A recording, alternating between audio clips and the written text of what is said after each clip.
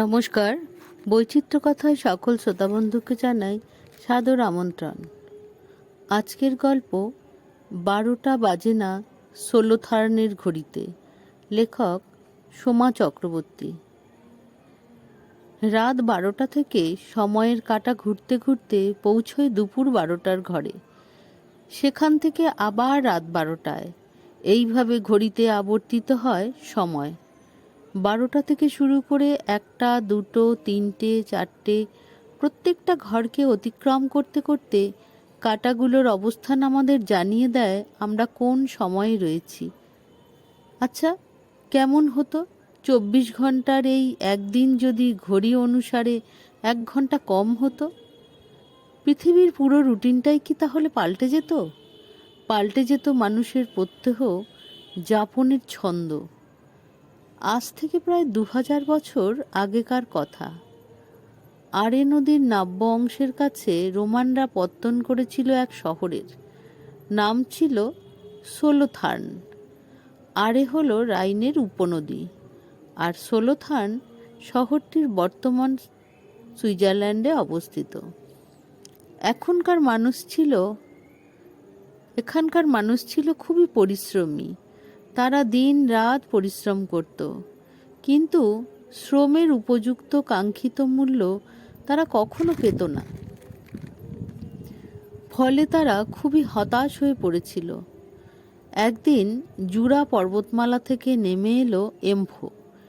সে সবসময় পরিশ্রমী মানুষগুলোকে উৎসাহ দিত, মনের জোর বাড়াত। এম্ফোর সংস্পর্শে এসে সোলোথার্নের অধিবাসীরা নতুন জীবন ফিরে পেল। তাদের মধ্যে খুশির জোয়ার এলো। এম্ফোর অর্থ 11। জার্মানির পৌরাণিক কাহিনীতেও এম্ফোর উল্লেখ আছে। এম্ফো শব্দটিও জার্মান ভাষারই অন্তর্ভুক্ত।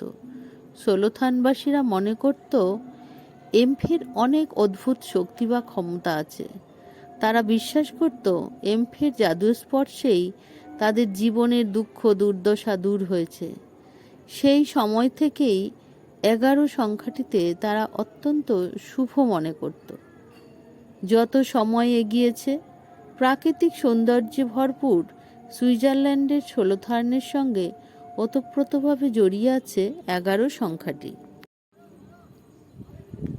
এখানকার লোকগাথা, ইতিহাস সব কিছুর মধ্যেই 11র গুরুত্বপূর্ণ উপস্থিতি।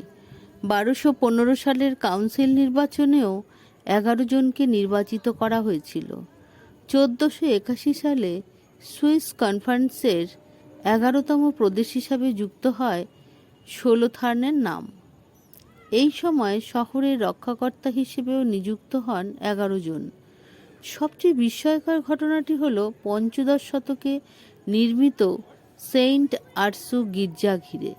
গির্জাটিতে 11টি দরজা, 11টি জানালা, 11টি রো, 11টি ঘণ্টা, 11 রকমের পাথরের ব্যবহার এবং 12 সংখ্যাবিহীন একটি ঘড়ি।